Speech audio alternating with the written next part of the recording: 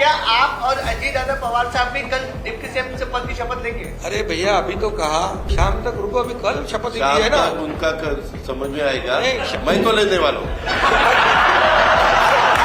दादा को अनुभव है, सुबह शाम को भी लेने का और सुबह भी लेने का। महाराष्ट्र की राजनीति के सबसे प्रभावशाली और बेबाक नेताओं में से एक अजित पवार के आकस्मिक निधन की खबर ने पूरे देश को स्तब्ध कर दिया है।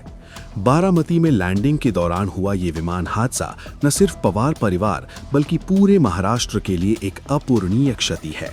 इस दुख की घड़ी में सोशल मीडिया पर उनका एक पुराना वीडियो तेजी से वायरल हो रहा है, जो उनकी उसी हाजिर जवाबी और निडरता को दर्शाता है जिसके लिए वे हमेशा जाने जाते रहे।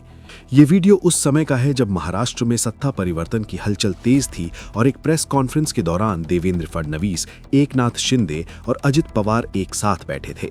मीडिया ने जब उनसे पूछा कि क्या शिंदे और पवार दोनों उप मुख्यमंत्री पद की शपथ लेंगे, तो अजित पवार ने बिना देर किए और अपने खास अंदाज में मुस्कुराते हुए कहा था कि इनका शाम तक समझ में आएगा, लेकिन मैं तो कल शपथ लेने वाला हूं। अजित पवार का ये बयान न सिर्फ उनकी राजनीतिक दक्षता को दिखाता था, बल्कि ये भी बताता था कि वे अपने निर्णयों को लेकर कितने स्पष्ट रहते थे। वे कभी भी गोलमोल बातें करने में विश्वास नहीं रखते थे और शायद यही वजह है कि उनके विरोधी भी उनकी इस स्पष्टवादिता के कायल थे। उनकी हाजिर जवाबी का ये आलम था कि वे गंभीर से गंभीर स्थिति में भी अपने चुटीले अंदाज से माहौल को हल्का कर देते थे। मुख्यमंत्री एकनाथ शिंदे ने उन्हें याद करते हुए सही कहा कि उन्होंने अपने बड़े भाई को खो दिया है, जो हर मुश्किल घड़ी में एक मार्गदर्शक की तरह साथ खड़े रहते थे। शिंदे ने भावुक होते हुए बताया कि पवार साहब अपने कनिष्ठों को उनकी गलतियों पर डांटने के बजाय उन्हें उन गलतियों को होने से रोकने के तरीके सिखाते थे। अजित पवार की प्रशासनिक पकड़ और जनता के प्रति उनकी संवेदनशीलता का उदाहरण उनकी लाड़की बहन योजना जैसी योजनाओं में स्पष्ट रूप से दिखता है। तत्कालीन वित्त मंत्री के रूप में उन्होंने जिस तरह से इस योजना के लिए वित्तीय व्यवस्था की थी, वे उनके दूरदर्शी नेतृत्व का प्रमाण है।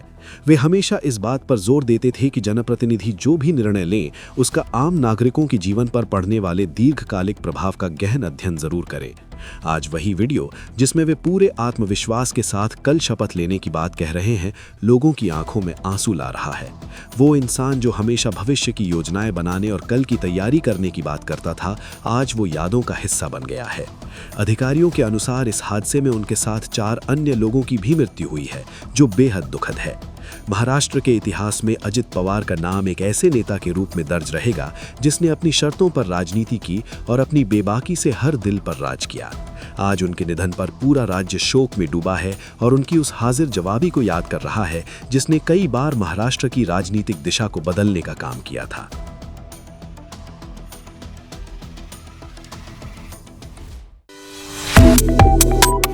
Subscribe to One India and never miss an update. Download the One India app now.